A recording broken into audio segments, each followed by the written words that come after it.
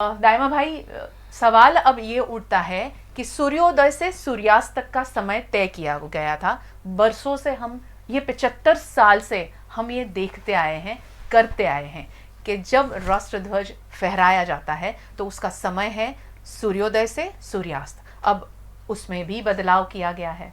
2002 में जब flag code बना जी तो इसमें बदलाव आ गया और अभी हम 12, 13, 14, 15 तारीख एक मुहिम चली है कि अमृत महोत्सव के अवसर पर कोई भी आदमी कभी भी कोई भी समय पर ध्वज लहरा सकता है और पूरे दिन और पूरे रात भी ध्वज फहरता रहेगा।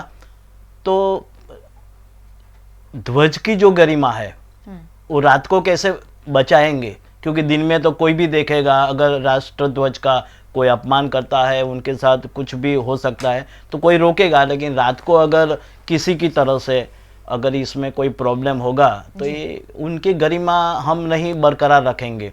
और ऐसे कई जानवर भी, यानी बंदर भी आके उनको हिला सकता है, फाड़ सकता है। और जो धूल है, प्रदूषण है, तो प्रदूषण से भी वो खराब होगा।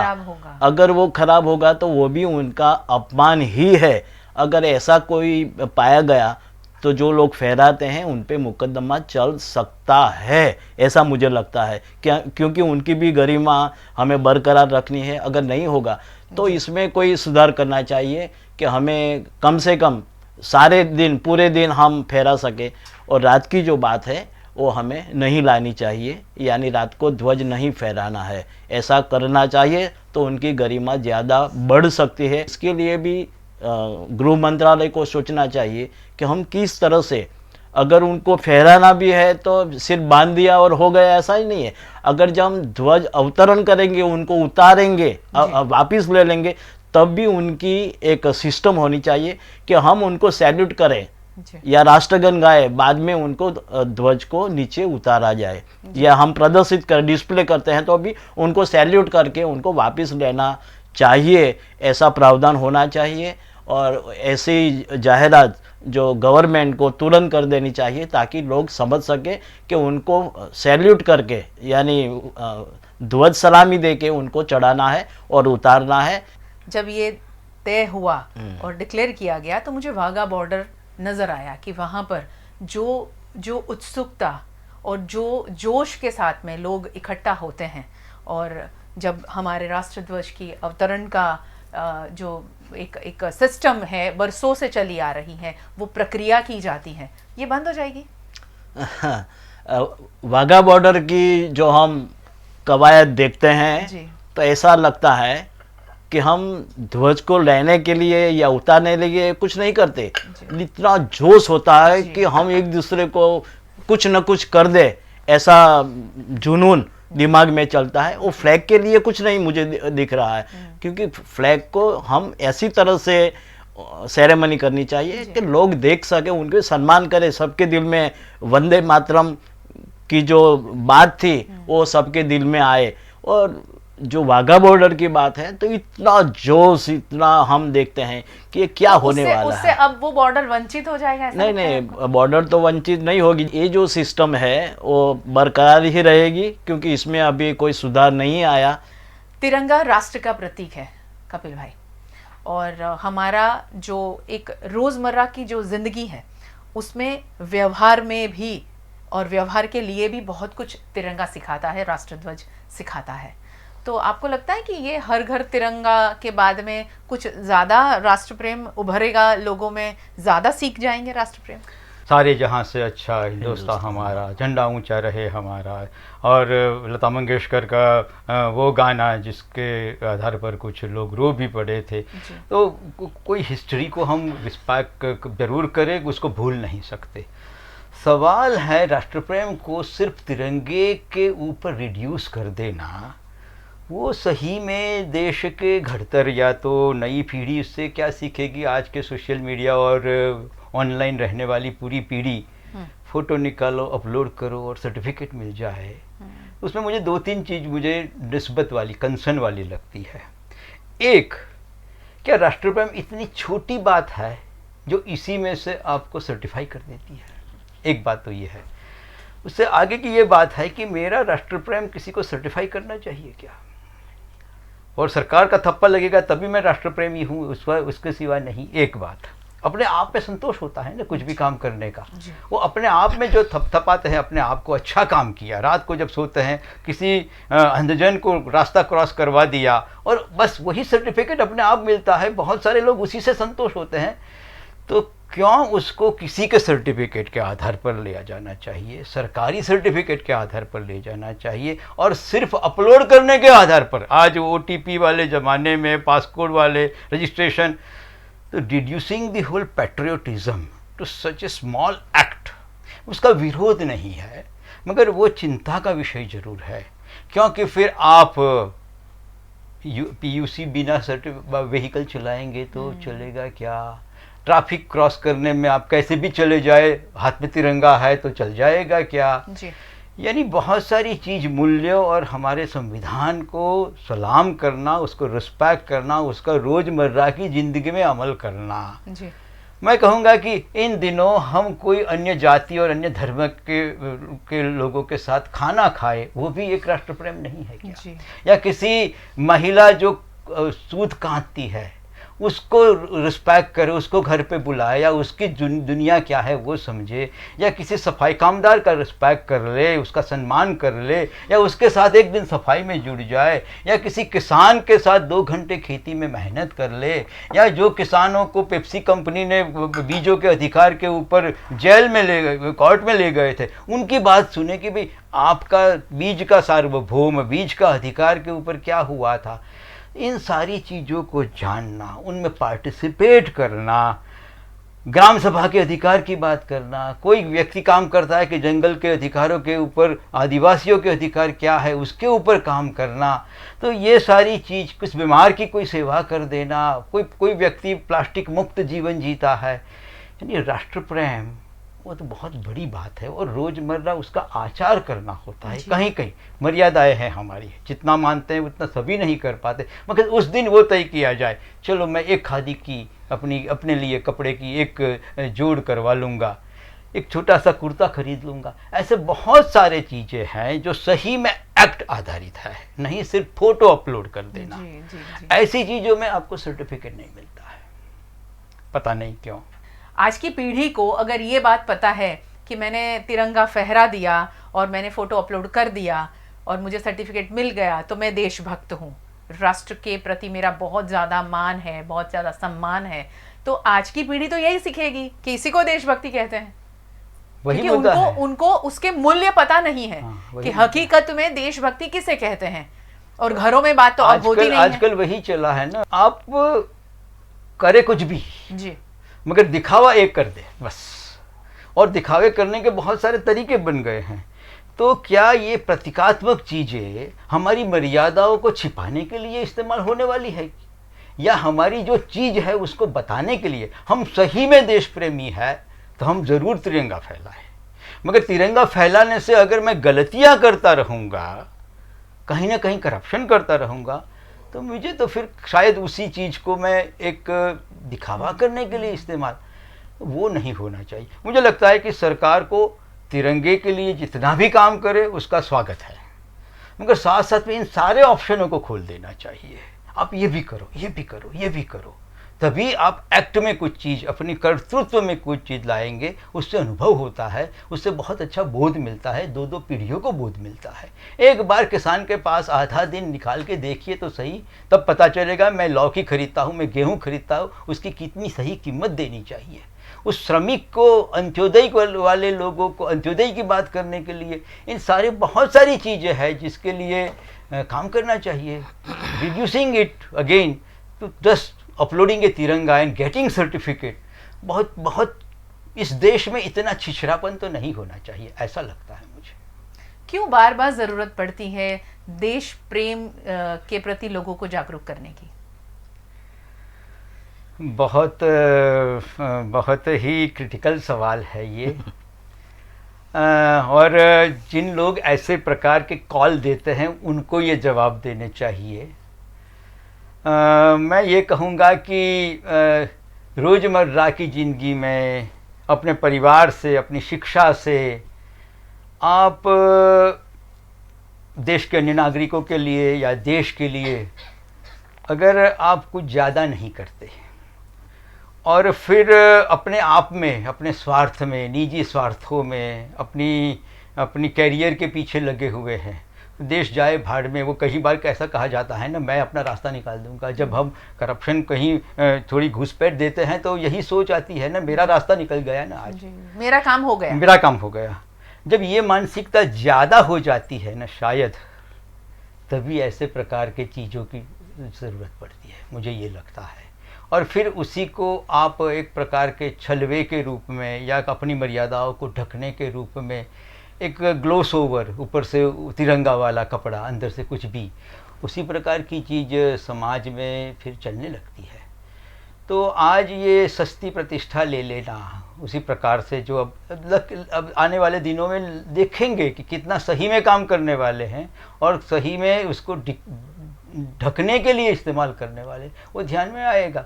मगर कई राष्ट्रगान के बारे में, कई बार तिरंगे के नाम से इस प्रकार से कुछ छोटे मोटे छलवे भी चलते हैं। मैं मानता हूँ कि समाज इस चीज़ को, दूध और पानी को ज़रूर देखेगा, हम उसको रिस्पेक्ट ज़रूर करेंगे, मगर और रास्ते के ऊपर भी तो बहुत काम होना। सही राष्ट्रभक्ति वही है जी। और उसके लिए एक ही बात महसूस होती है कि घरों में बात करना बंद हो गया है कि देश प्रेम क्या है। हमें जब हमारे घर में बात होती थी और कहा जाता था कि आप किसी के बारे में बुरा ना बोले, वो भी देश प्रेम है। आप किसी को अगर मदद नहीं कर सकते तो किसी को परेशान ना करें, ये भी देश प्रेम है। तो ये बातें अगर घर में होगी तभी ये देश प्रेम के प्रति जो जागरूकता जगाने के लिए पॉलिटिकल पार्टीज़ अपने अपने नए फंडे अपनाती है। और मैं तो यूँ कहूँ कि हमारी नासमझ और हमारी बेदरकारी ये पार्टियां भुनाती है। तो उससे बचने के लिए हमें अपने आप को सक्षम बनाना होगा। दाइमा भाई, आपकी नज़र से क्या देश प्रेम है? देश प्रेम क्या है वो अपने अंदर सबको झांकना चाहिए जी। किसी के कहने से देश प्रेम नहीं हो सकता, नहीं होगा। क्योंकि आजकल जो पीढ़ी है वो सुबह से उठती है तब हाथ में मोबाइल रख के सोती है और उनके साथ ही वो उठती है और पहले एसएमएस देखती है। मुझे थोड़ी खुशी इस बात की है कि बड़ौदा में ऐसा एक ग्रुप है जो हमारा पूंजाबाई पटेल है जो सर्वोदय का काम करती है।